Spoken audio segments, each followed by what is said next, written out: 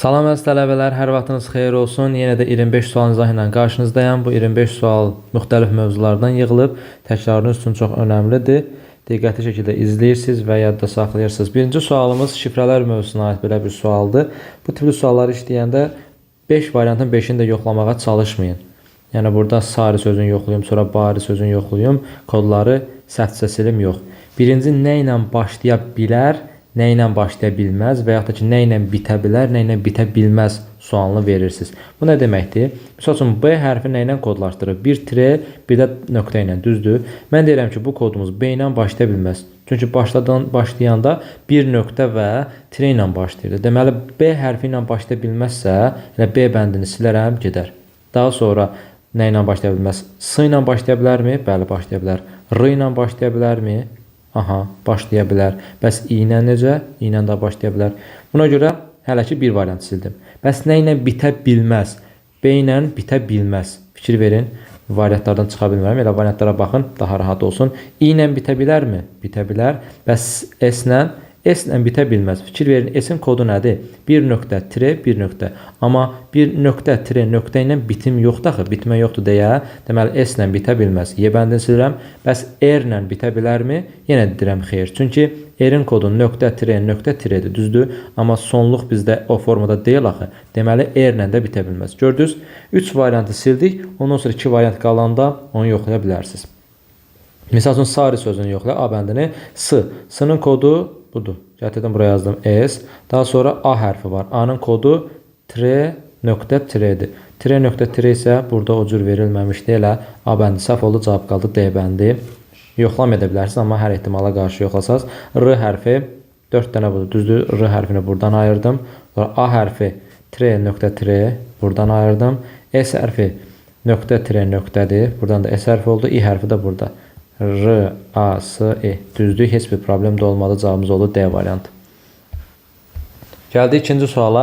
Akif, Bahar, Cəmilə, Dilbər, Elnur, Fuad, Günay və Habil eyni universitetin iqtisadiyyat, marketinq, idarəetmə və sosiologiya fakültələrində təhsil alırlar. Məlumdur ki, qeyd yaradaq. Hər fakültədə 2 nəfər təhsil alır. Bahar sosiologiyada oxuyur. Deməli, istiqamət olaraq fənlərin adını yazacağım birinci. İqtisadiyyat, marketinq, idarəetmə və sosiologiya. Hərəsində də 2 dənə tələbə var. Bunları qeyd elədim. Bahar sosiologiyada oxuyur. Yazdım bura Baharı. Cəmilə və Elnur eyni fakültədədirlər. Çox yer var, onu düzəldə bilmirəm. Akif və Habil fərqli fakültədədir. Marketinq ixtisasında oxuyanlar oğlan deyil. Baxın, burada bu cümlə bizə çox kömək olacaq. Marketinq ixtisasında oxuyanlar oğlan deyil.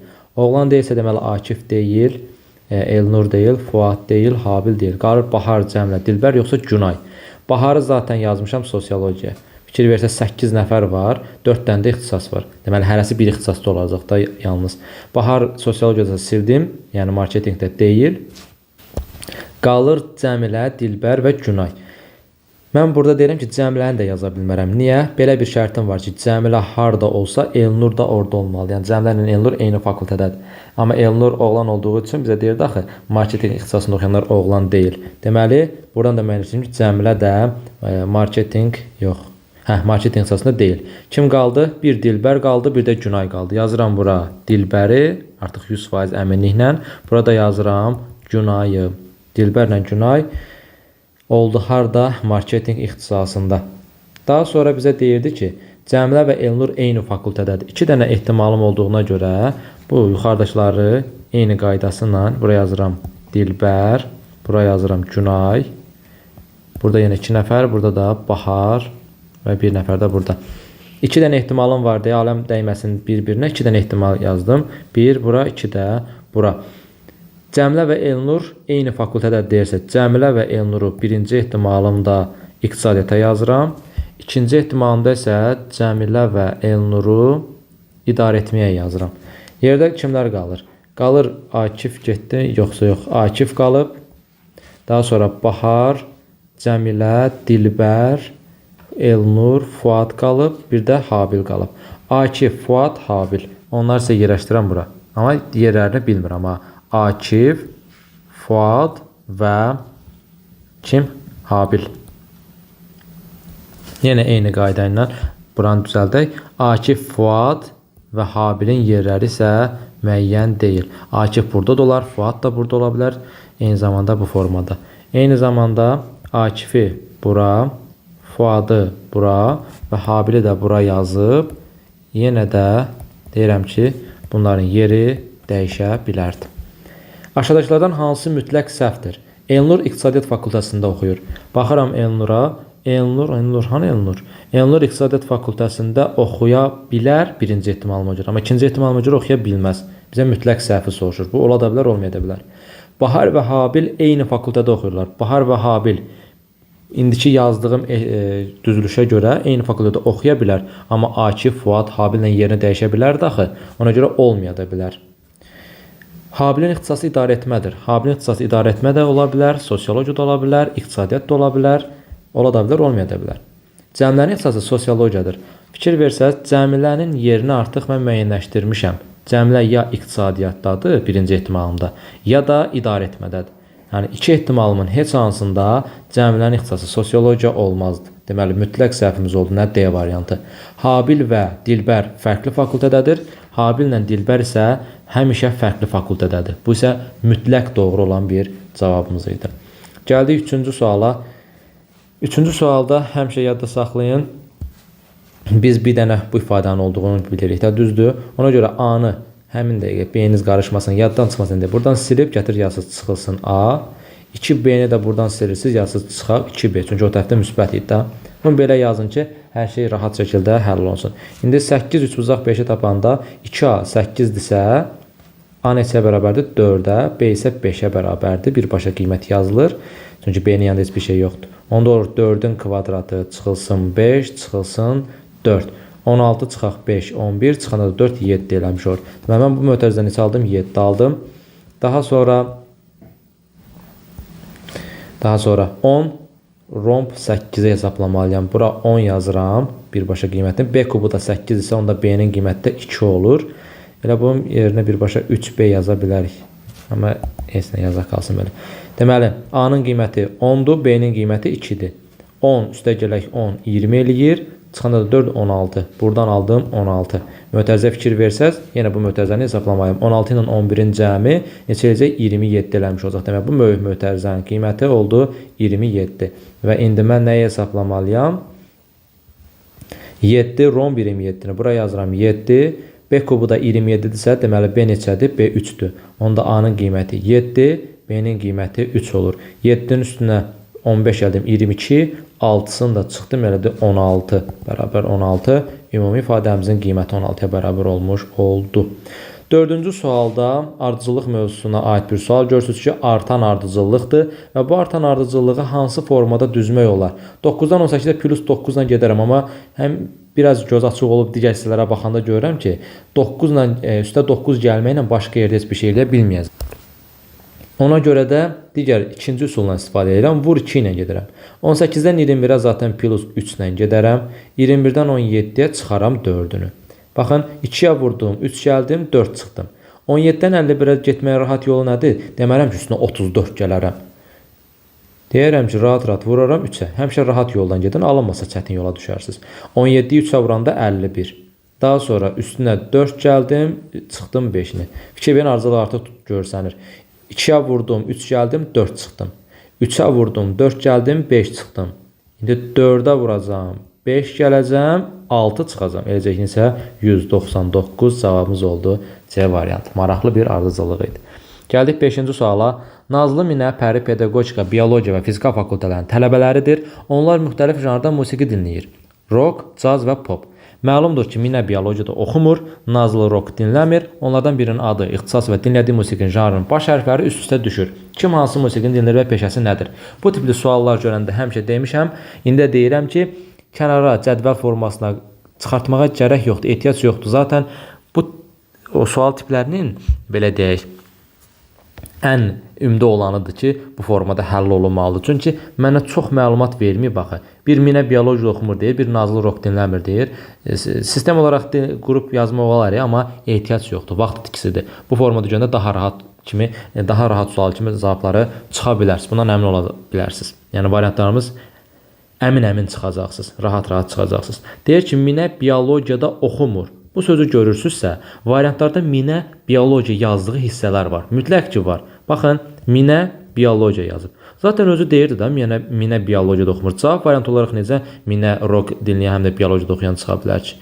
Eyni zamanda Minə biologiyanı Y bəndində də yazmışdı. Rahat-rahat çıxıram. Amma digərlərində Minə pedaqogika, Minə fizika yazılmışdı. Heç nə çıxa bilmirəm.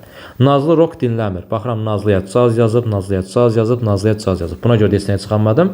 Amma axırıncı hissə həlledici oldu. Onlardan birinin adı, ixtisası və dinlədiyi musiqi janrının baş hərfləri üst-üstə düşür. N, C, B, M, P, P, P, R, F. Görürsünüz, 3 dənə toqquşma heç birində yoxdur. Və ya da ki, N, C, F, M, R, P baş hərflərinə baxıram. P, P, B. Yenə də toqquşma yoxdur. Amma D variantında pəri, pop, pedaqogika gördünüz. Üçünün baş hərfi bir yerdə olmuş oldu. Cavabımız da oldu. Nə? D variantı. Heç nə köçürtmədən cavabımızı tapdım. 6-cı suala gəldik. 6-cı sualda yerləşdirməyə çalışsaq fiqurlarımızı. Birinci hansı fiquru yerləşdirmək istəyərəm? Bu birinci fiquru bax burada yerləşdirmək mümkündür. Bura yerləşdirdim. Amma sırf bu hissəsini artıq nə ilə tamamlaya bilməyəcəm. Amma başqa yerlərə Y bəndinə məsələn yerləşdirə bilmərəm. D bəndindəki o böyükdür, yerləşdirə bilmərəm. C bəndində isə sırf onu yerləşdirəndən sonra tutaq ki, bura yerləşdirməyə çalışdım. Zaten əyridir. Müəyyən o hissəsini qapamağa yeri yoxdur. Bir dənə B variantı oxşuyurdu. Çaşdırıcı olardı ki, bu hissəni yerləşdirdim, amma davamını gətirə bilməzdim. Böyle eləsəm, bura düz olsaydı yerləşərdi. Ona görə cavabımız olacaq nə? A variantı. Necə yerləşdirərəm? Birinci şəkil budur. Bu düz şəkildə gəlsin. İkinci şəkildir. Buraya yerləşdirdim. Buna 3 deyib buraya yerləşdirirəm. Bu da 4 deyib buraya yerləşdirmiş olam. Həqiqətən o parçalardan bu fiqur alınmış olurdu. Gəldik 7-ci suala. Qeyri-aşkar operatorlar mövzusuna aid bir sualdır. 31-33-dən 4 alıb. Görürsünüz, bu qədər böyük ədədlərdən kiçik ədədlər alırsa, ya kvadrat, ya kub, ya da böyük həcmli bölünmələrdən söhbət gedə bilər. İndi burada da 31 ilə 33-ü cəmləsəm eləyər 64. 64 ilə 4-ün nə əlaqəsi var? 4-ün kubu 64-dür. Yoxlayıram. 19 ilə 8-in cəmi 27, 3-ün kubu 27-dir. 5 ilə 3-ün cəmi 8, 2-nin kubu 27-dir. Bir də ki, istiqamət olaraq kiçik rəqəmlərdən də başlaya bilərsiniz. Bəzi misallarda. Misal üçün, bu qeyri-aşkar operatorlar mövzusunda kiçik misallardan başlayanda ardıcılıqda bu da çox keçərlidir. Böyük rəqəmlərdən başlamaq. Qeyri-aşkar operatorlarda isə kiçik ədədlərdən başlamaq məsləhətlidir. Amma bu misal üçün məncə keçərli olmaz o. Çünki 5 ilə 3-dən 2-yi necə alaram? Deyirsən 5 ilə 3 çıxaram. Amma digəri ağla gəlmir. Görürsünüz, birinci cərgədə məncə daha rahat şəkildə ağla gəlir. 61 ilə 64-ün cəmi eləyir 125. 125 də nəyin kubudur?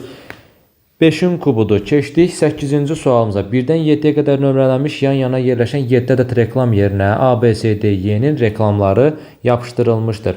Bunlarla əlaqədar məlum olanlar budur. A və D-nin reklamı 2 yerə, digər isə 1 yerə yapışdırılmışdır. Fikir verilirsə, 7 dənə yer verirdi zaten, 5 dənə də hərf var idi. Buna görə də A və D-nin reklamları 2 yerə yapışdırılmış olacaq. Yazıram bura 1, 2, 3, 4, 5, 6, 7. C-nin reklamı A və D reklamlarının arasında yerləşir. Buraya yazıram. C-nin reklamı A və D-nin yerində. Yəni D, C, A da eyni şeydir. A və D-nin digər reklamları yan-yanadır. Birinin arasında C var, bir dənəsi də yan-yanadır. B-nin reklamı 3 nömrəlidir. Yazıram bura B-nin reklamı. C-nin reklamı isə 6-cı yerdə olduğu məlumdursa, yuxarıdakılardan hansı doğrudur? Hansı doğrudur deyəndə, yəni mütləq doğru olanı tapacaq. Ola da bilər, olmaya da bilər. Misalı bizə lazım deyil. Hansı doğrudur? C-nin reklamı 6-cı yerdədir. Burada yazıram nə? C. Bundan sonra fikir verin. Birinci şərt o. A-nın reklamı birinci yerdədir. A-nın reklamı birinci yerə yazsam, həmin dəqiqə yanına nə düşməlidir? D düşməlidir, düzdür? D düşəndən sonra C də A və D arasındaydı, düzdür? C və A və D arasındaydı. Bir dənə 4-ə nə qalır? 4-ə Y qalmış olur. Amma burada o qədər ehtimal var ki, yəni A ilə D yerini dəyişə bilər daha. Dəyişsə nə problem yaşanacaq ki? Onda A-nın reklamı birinci yerdə ola da bilər, olmaya da bilər. Yəni DA kimi yazsam olmaya da bilər. Deməli, birinci ehtimalım o qədər də düz deyil. Yəni tam doğru deyil, o qədər də düz deyək. Mütləq doğru deyil. Yeni reklamı 4-cü yerdədir. Yeni reklamı zaten burada 4-cü yerə yazsam, yenə də burada D A formasında yazım tutaq ki B, burada S var zaten, burada yenə D A kimi yazım, amma D ilə A burada yerini dəyişə bilər. Eyni zamanda burada da A ilə D yerini dəyişə bilər. D-nin reklamı 7-ci yerdədir. D-nin reklamı 7-ci yerə yazsam, D-nin reklamı S 6-daydı, B-də 3-də idi zaten özü vermişdi. A və D qalır, düzdür? A və D-ni gətirib buraya yazsam, A və D-ni və ya da ki D A formasında D A-nı buraya yazsam, onda digər A və D yan yanaşı düşməyəcək. Oradan bilirəm ki, A və D yenə də birinci və ikinci yerə yazılmalıdır. S də A və D-nin arasındaydı deyə S. A və D-nin arasında deyə bura 100% A düşür. Bir dənə Y qalır hara? 4-cü yerə. Amma D-nin reklamı 7-ci yerdə olmaya da bilər. Yəni o şərti dəyişə bilərəm də. Mütləq doğru deyil. A-nın yerini hansında? Deyil, elə bu olsun. Bu şərtə baxın. D-nin reklamı 7-ci yerdə deyil. A-nın reklamı 7-ci yerdə. Heç bir problem yaşanmır.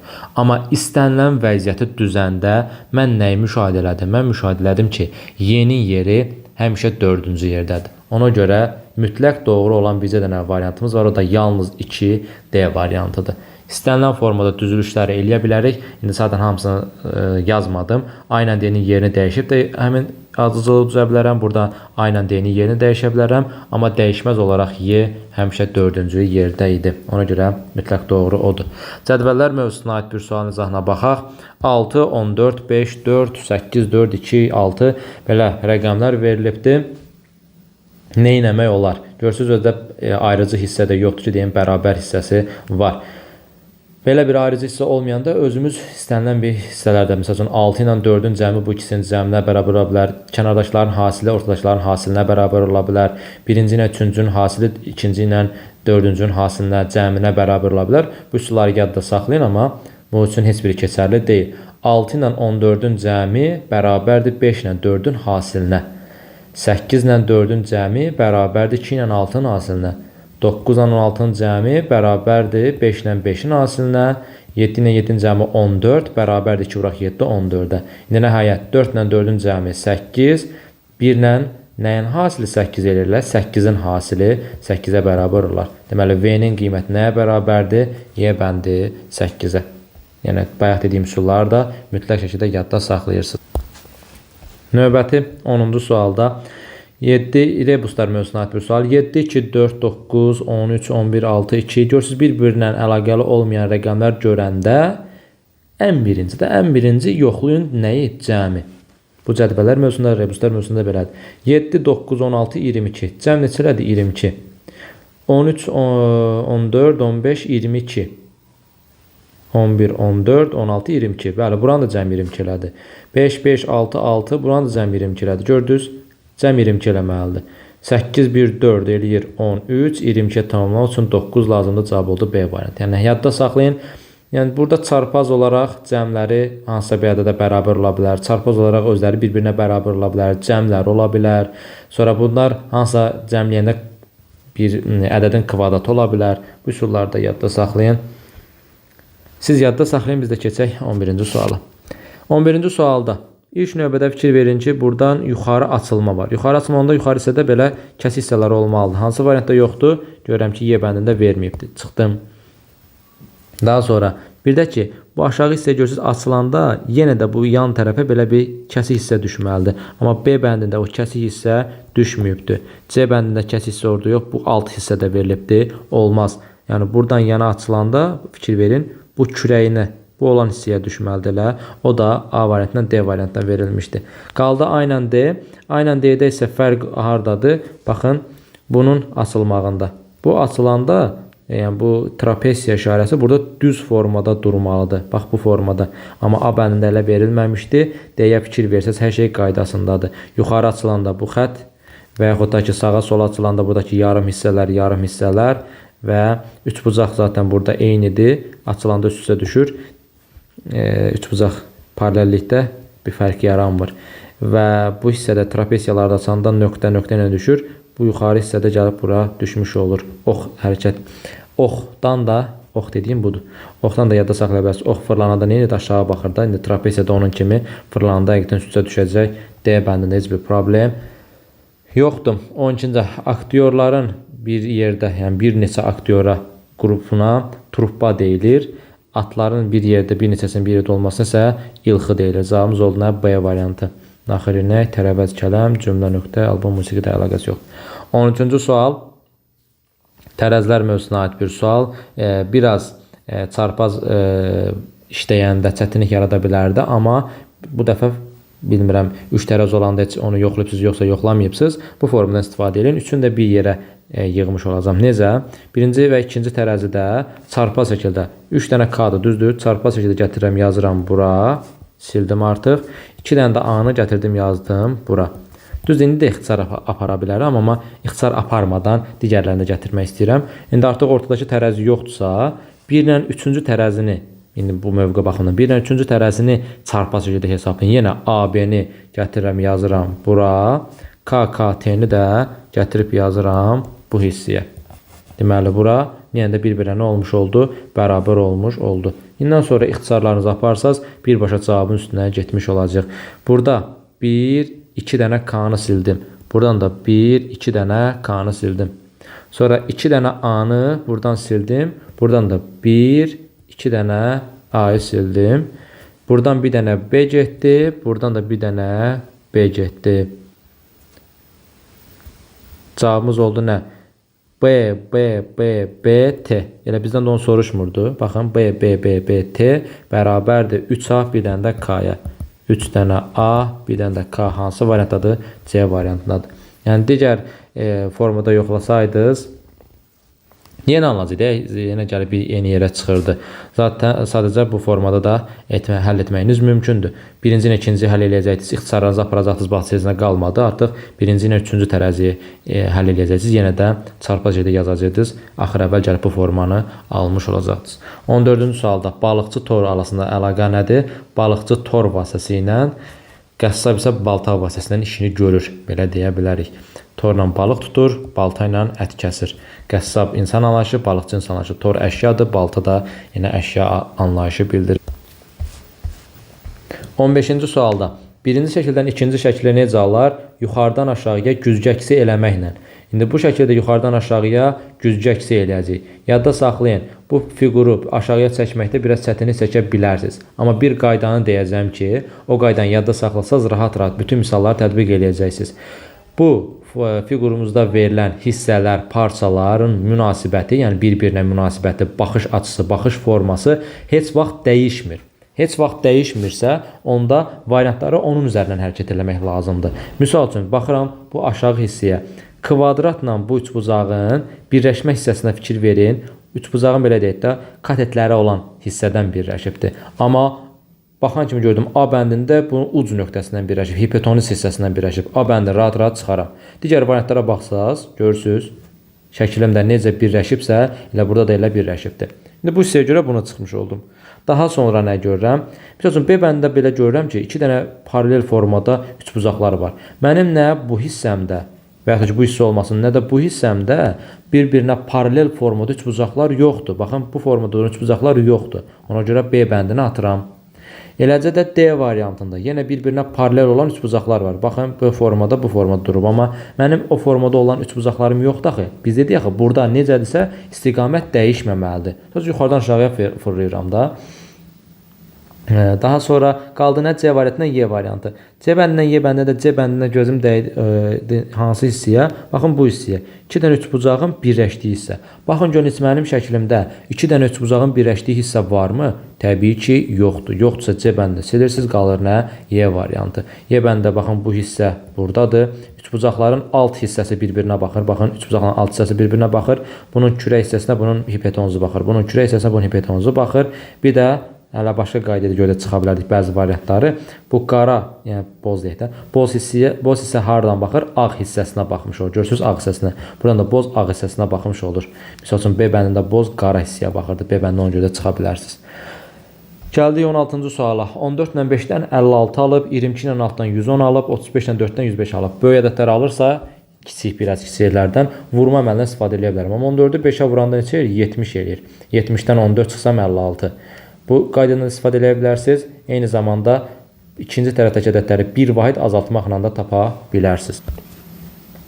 5-dən 1 çıxsam 4 eləyir. 14-ü 4-ə vurdum 56. 6-dan 1 çıxsam 5 eləyir. 22-yi 5-ə vursam 110. 4-dən 1 çıxsam 3 eləyir. 35-i 3-ə vursam 105. 27 5-dən 1 çıxıram 4. 27-də 4-ə vuranda 80. 28-də 108 eləmiş olur. Cavabımız oldu A variantı. 17-ci suala gəldik. Kub sualıdır. Baxaq. Qarşı üzlər qaydasına görə çıxsaq, qarşı üzlər qaydasına görə çıxacaq, olmasa da digər sırf istiqamət baxıram. Sözün A bəndinə baxıram. Bu vəziyyəti yaratmaq üçün bu qara dairənin üstündə x olmalıdır. Düzdür, bir dəfə fırlayaram. Amma gördüm ki, x ilə bu qarşı üzdür. X ilə bu qarşısı A bəndi çıxıram. B bəndində də x ilə o var, qarşı üzdür. C bəndində x ilə o qarşı üzdür. Y bəndə də. Bu o qədər də çətin sual deyilmiş. Sualları bu sırf qarşı üzər qaydasına görə çox rahat bir sual gəldi. Bu sualı baxmadan yapışdırmışdım bura. O da gəldi belə çox sadə bir sual çıxdı. Gələn dəfə baxıb salaram o sualları. Yenə də qarşı üzər qaydasını yaddan salmış olduq. Qarşı üzər qaydasına görə bu ikisi yığılmış kubda eyni anda verilə bilməzdi. Hamısı ixtisar getdi, cavab qaldı nə? D variantı. Yəni D bəndini də yaratmağı bilək ki, biraz daha çox qatqısı olsun bu sualın bizə. Nə deyirəm? Bu kvadratların üstündə x. Kvadratların üstündə x-i görmək üçün hardan baxmalıyam? Bu tərəfdən baxmalıyam. Kvadratların üstündə x, solunda bu işarə var. İndi buradan baxıram. Kvadratların üstündə x, solunda bu işarə var. Bəli, hər şey qaydasındadır. Yəni bunun üçlü açılışını çəkməyə çalışsaq elə buradakı hissədir. Birə-bir oradakı hissə. Sadəcə bunu bir dəfə aşırtmaq lazımdır bu hissəyə. Gəldik 18-ci suala. Anagram mövzusuna aid bir sualdır. A bəndində kompüter, B bəndində telefon, C bəndi televizor, D bəndi printer, Y bəndi isə kabinet. Təbii ki, fərqli olan hansıdır? Kabinet sözüdür. Digərləri cihazlardır.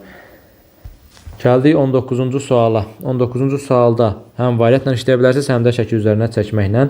Amma bəzən elə çətin hissələr, xətlər verər ki, onu variantlarla işləyə bilməz. Ona görə çəkməyi üstün tutun. Məsələn, buradakı xətt yoxdur, oradakı xətti çəkdim. Buradakı xətt də yoxdur, onu da çəkdim. Ortadakı xətt də yoxdur, ortadakı xətti də çəkdim. Elə soldan sağa olan xətt də yox idi. Onu da çəkmiş oldum. Nöqtədən aşağı bir dənə diagonal xətt var. Bir dənə onu çəkim və nəhayət burada da bir dənə xətt var. Onu da bura çəksəm tamamlanmış oldu. Bu hissə zaten özündə var idi. Artıq bir şəklə ehtiyacım yoxdur.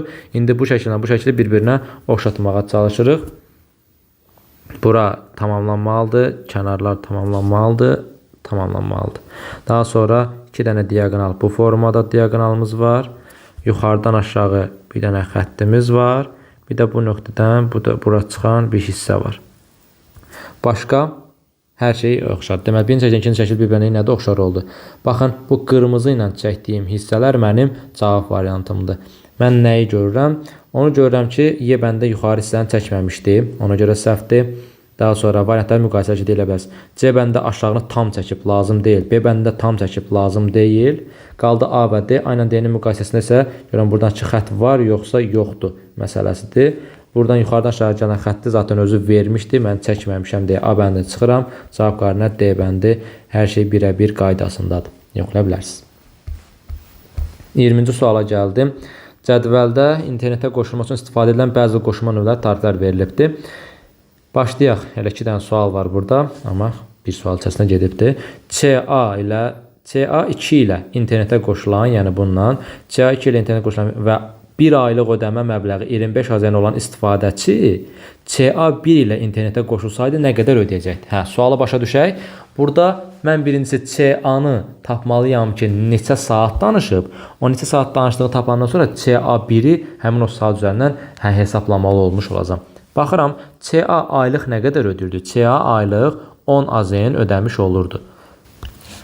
Bu aylıq 10 manat ödəyirsə, ümumi nə qədər ödəmə məbləği vardı? 25 manat var, düzdür? 25 manatın artıq 10 manatı aylıq ödəməkdir. Yerdə nə qədər qaldı? 15 AZN qalmış oldu. Bunu niyə çıxdım? Təbii ki, onu burada yazır da aylıq 10 manat ödəməlidir. Bizə demir ki, aylıq ödəməni kənara at. Ümumiyyətlə deyir ki, 1 aylıq ödəmə məbləği 25 AZN olubdur.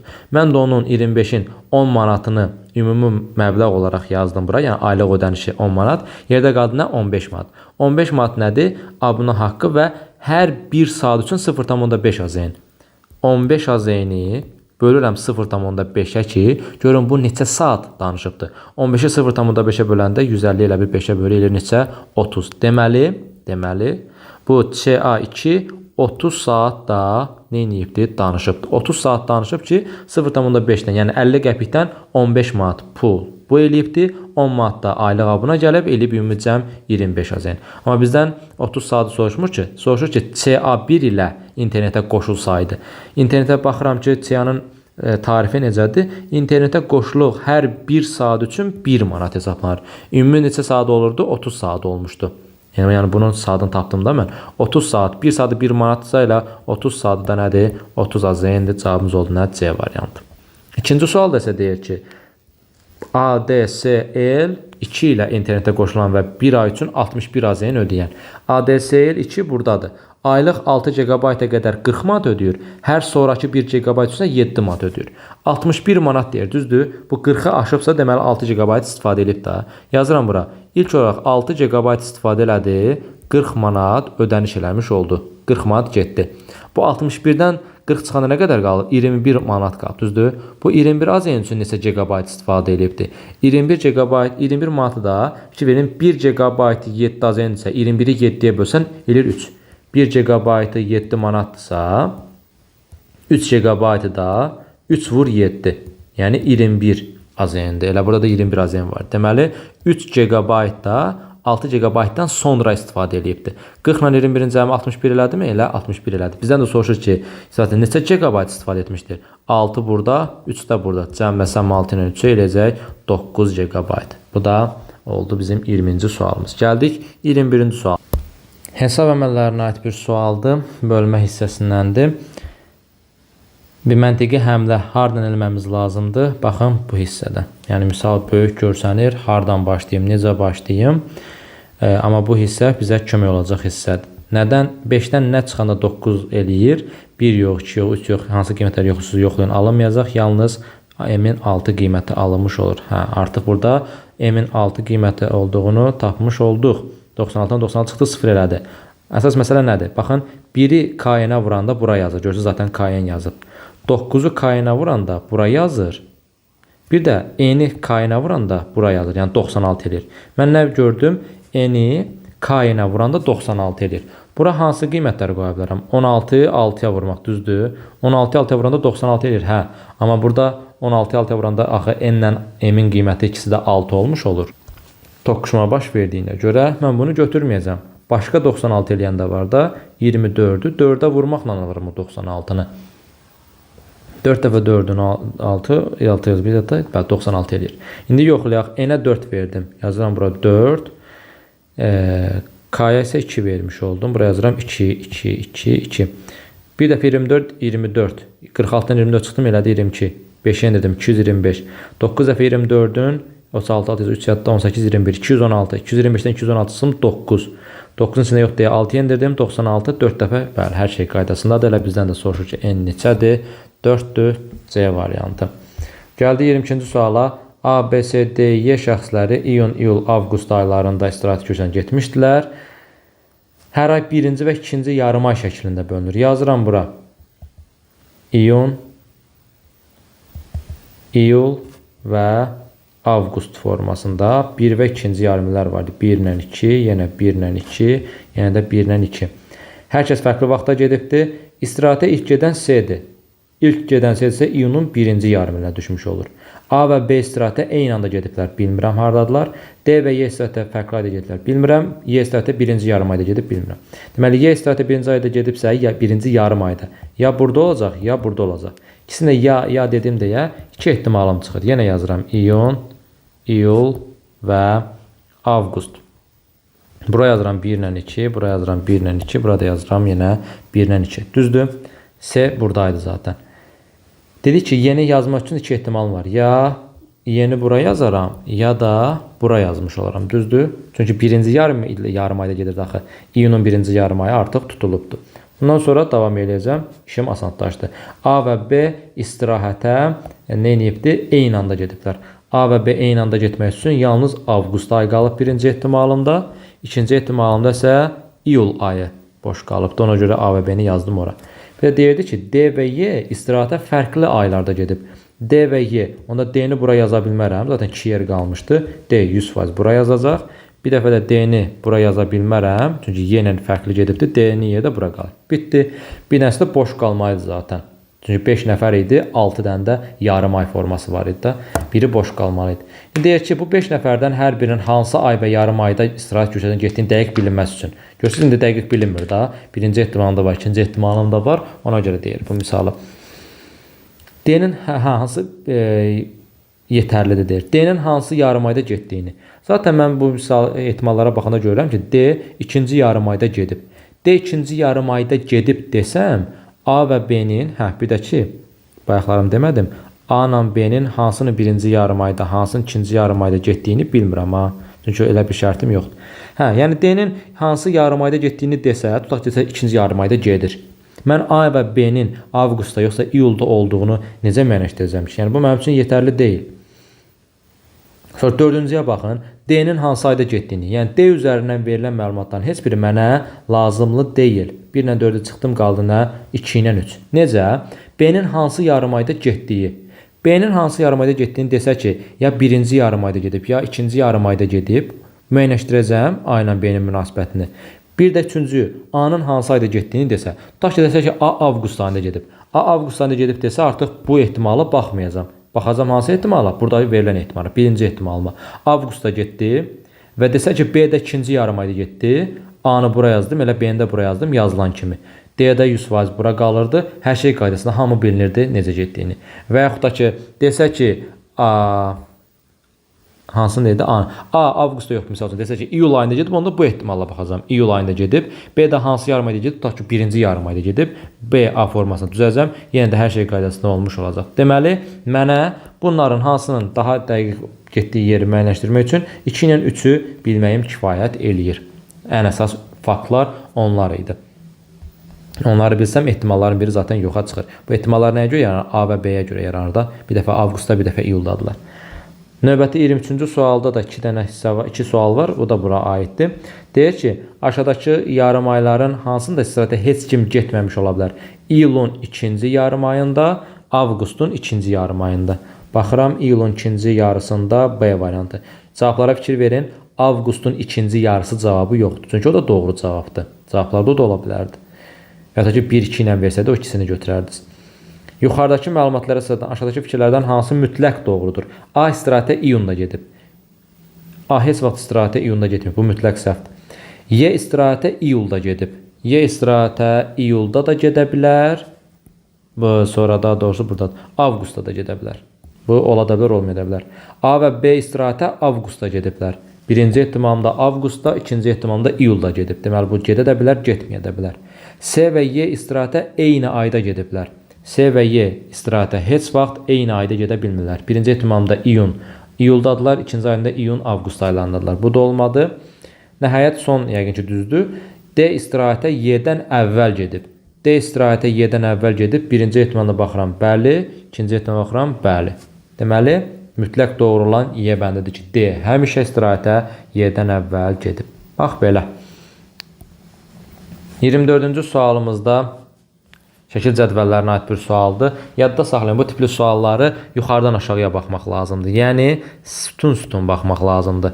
Birin öz işi var, ikincinin öz işi var, üçüncünün də öz işi var. Yoxsa aləmi vurub bir-birinə sətir-sətir baxmağa çalışmayın. Əksəriyyət buna sətir-sətir baxır və səhv də eləyir. Konkret göstərir da, birinci mənim öz işim var, ikincinin öz işi var, üçüncünün də öz işi var. Niyə? Sətir-sətir baxırız ki, sütun-sütun baxmaq lazımdır. İndi K ilə başlayır deyə birinci K-nı tapmaq istəyirəm. Bax, bu K-nı tapmaq üçün üçüncü sütuna baxıram. Bu hissələrə baxmıram. Bir dənə də mənim ana fiqurlarım var. Ana fiqurlara fikir versəm, bu şəkillə bu şəklin hansı münasibəti var? Bu şəkillə bu şəklə baxanda görürəm ki, 180 dərəcə fırlanmadır bu. Misal, buna nə deyirəm? Deyirəm ki, yuxarı soldadır. İndi hardadır? Aşağı sağda. Yuxarı sol necə dəyişdi? Aşağı sağa dəyişdi. Fikir verdiniz. Biz nə deyirdik? Deyirdik ki, 180 dərəcə fırlanma nədir? 180 dərəcə fırlanma tam əksdir. Yuxarı aşağıya keçdi, solda sağa keçdi. Bunu da təsdiqlədikmi 180 dərəcə olduğunu? Digərində də yoxlaya bilər misal üçün. Baxın, qara nöqtə yuxarıdadır, indi tam aşağıdadır. Ağ nöqtə də əksinə. Hətta ki, bu soldadır, indi sağdadır. 180 dərəcə olduğunu tapdı. Deməli, üçüncü hissə, üçüncü sütun 180 dərəcə fırlatma ilə almış olur şəkil. Özdə saat əqrəbi istiqamətində. Yox, əksinə. Əksinə indi mən də bunu 180 dərəcə fırlatsam, bu qara hardadır? Bu qara aşağı sağdadır, düzdür? Aşağı sağda. İndi harda olmalıdır? Yuxarı solda olmalıdır. Yuxarı solda B bəndində və D bəndində verməmişdir. Amma fikir verirsiniz, A bəndində, C bəndində, Y bəndində yuxarı soldadır. Buna görə K-nı tapdım. Artıq bu 180 dərəcə fırlanmanı sizi qeyd edək. Buranın işim bitdi. İndi baxıram L hissəsinə. Düzdür? İkinci sütuna. Buraya baxmayacağım. İkinci sütunda görürəm ki, birinci şəkildən, yəni ana figurumdan bunu almaq üçün yuxarıdan aşağıya güzgə əks eləməliyəm. Həqiqətən burada ana figurumuzu yuxarıdan aşağıya güzgə əks eləsəz, bu şəkili almış olacaqsınız. Onu görə bilmişsiniz, buna baxın. Yenə bu şəkildə yuxarıdan aşağı güzgə əks eləsəm, ağ güzgəyə yaxını, düzdür? Yenə ağ güzgəyə yaxın olmuş olacaq. İndi mən də bu şəkildə növbəti yuxarıdan aşağı güzgə əks eləyəndə bu hissədəki kimi alınır, amma Y bəndindəki kimi alınmır. Y bəndə buna görə çıxmış olur. Yəni yuxarıdan aşağıya bu figur yuxarıdan aşağı fırlananda buradakı hissələr kimi alınır. Bu da getdisə, artıq ikinci hissəyə də baxmıram. Bu yuxarıdan aşağı güzgə əksidir. Bu üçüncü hissə, yəni birinci, soldan sağa güzgə əksidir. Baxın, elə bu. Ortada güzgüdür elə bil ki. Bunu fıradıb bunun üstünə çəksəz, hər şey qaydasında olmuş olacaq. Eləcə də bu. Görürsünüz, güzgə əksidir. Ağ güzgüyə baxmır, yenə ağ güzgüyə baxmır. Qara biraz uzaqdadır, yenə qara biraz uzaqdadır. Hər şey məncə açıq aydın görsənir. Elə bu güzgüləri olsun. İndi mən də M-i tapmaq üçün burada güzgə əks eləməliyim. Sizi çəkim lab. Burada qara nöqtə, aşağı düz, burada bu xəttdə olmuş olur. Güzgə əksində bu formada olmuş olur. Çünki bu hissə güzgüdən uzaq idi, yəni bu hissədən uzaq olmalıdır. Variantlarda da baxıram ki, A və C variantından o şəkildə hansındadır? A bəndindədir. Çünki C bəndində bura yuxarı hissəyə ağı vermişdi, olmazdı. Bu da oldu A bəndi və nəhayət 25-ci suala gəldik. Avtomobil istehsal edən 2 firma illik istehsal qrafiki vermişdi. 78 avtomobil 2 firma bir yerdə neçə ilə istehsal edər? Yadda saxlayırsınız ki, bu tipli suallar veriləndə hər firmanın bir ilə nə qədər avtomobil istehsal etdiyini tapırsınız. Ondan sonra o ikisini toplayıb ümumi sayı ona bölürsünüz. Birinciyə baxıram. Birinci qrafikdə verilirdi zaten. İndi burada verib 1-ə 3, 2-yə 6, 3-ə 9 özü veribdir. Amma böyük ehtimal ki, imtahanda sual tipi görəndə verməyəcək onu. 1 ilə 2 görsənmir, 3-cüdə görsənir. Yəni 3 ilə neçə avtomobildir? 3 ilə 9 avtomobildirsə, bəs 1 ilə nə qədər? 1 ilə də 3 avtomobil düşmüş orada normal olaraq. 1 ilə 3 avtomobil tapdım ki, bu birinci. Bəs ikincinin qrafikinə baxsaz, görərsiniz, baxın 1 ilə 10-dur, 2 ilə 20-dir, 3 ilə 30-dur. Yəni deyirəm, bu qrafiklərin bu formada sadəsi idi. Amma imtahanda biraz çətinləşdirmiş olaraq verilə bilər ki, sırf 3 ildə neçədirsə də tapasınız 1 ili. Yoxsa 1 ilin özünü verməz. 3 ilə 30-dursa, elə 1 ilə də 10-dur. Bu da 1 ilə 10 avtomobil idi, istehsal eləyirdi. 3 avtomobil bu, 10 avtomobil də bu. 1 ilə ikisi bir yerdə cəmi neçə avtomobil ixrac elədilər, istehsal edirlər? 13 dənə. 10-dan üçün cəmi 13 eləyir də. Bəs 78 avtomobili, 78 avtomobili tapmaq üçün 78-i bölərsiniz 13-ə, o da eləyər 6, vurarsınız 78, 0, bəli 6. Deməli, bu iki firma 6 ilə 78 avtomobili bir yerdə istehsal eləyə bilərlər. Bax belə 25 sualın izahını görmüş oldunuz. Bir-birindən dəyərli suallardır. Qiymətini, dəyərini bilin. Təkrarınız üçün çox-çox önəmlidir. Çalışdığım qədər hər mövzudan bir sual salıram ki, həmin mövzular haqqında müəyyən təəssürat yaratsın sizlərdə. Mətni məntiq dəhlindən, analogiyadan isə suallarımız biraz digərlərə nisbətən daha çox olur. Çünki imtahanda onlardan daha çox sual gözləyəsiniz. Belə, növbəti yenə də təkrar üçün videolarımız olacaq. Siz isə videomuzu izləyirsiniz, bəyənirsiniz, paylaşırsınız, videoların davamını gözləyirsiniz. Hər birinizə uğurlar, özünüzə yaxşı baxın. Növbəti izahlarda görüşənədək sağ olun, hələlik.